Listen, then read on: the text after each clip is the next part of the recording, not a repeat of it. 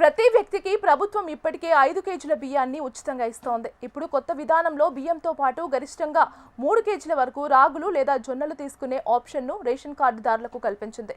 ఉదాహరణకు ఒక కుటుంబం నెలకు 20 కేజీల బియ్యం తీసుకుంటే వారికి 2 కేజీల రాగులు, 18 కేజీల బియ్యం, 2 కేజీల రాగులు అందిస్తారు. గతంలో టీడీపీ ప్రభుత్వం అమలు చేసిన రాగి పిండిల పంపిణీ పథకాన్ని ఇప్పుడు మళ్లీ కూటమి ప్రభుత్వం శక్తివంతంగా తిరిగి ప్రారంభించింది. రాష్ట్ర ప్రభుత్వం స్వయంగా టెండర్ల ద్వారా రాగులు, జొన్నలను కొనుగోలు చేసి ప్రజలకు ఉచితంగా అందిస్తోంది. రాగులు, జొన్నల పట్ల ప్రజలు ఆసక్తి పెరగడంతో త్వరలోనే అన్ని జిల్లాల్లో ఈ పంపిణీ పూర్తి స్థాయిలో అమలు చేసేందుకు పౌర సరఫరాల సంస్థ సిద్ధమవుతుంది.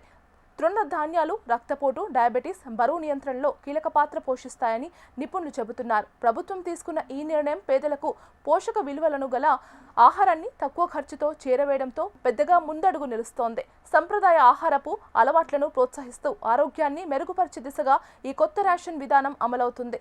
అన్ని రేషన్ కార్డుదారులకు ఉచితంగా అందుతాయి. గరిష్టంగా 3 కేజీల వరకు బదులుగా బియ్యం క్వాంటిటీలో తగ్గింపు ఉంటుంది.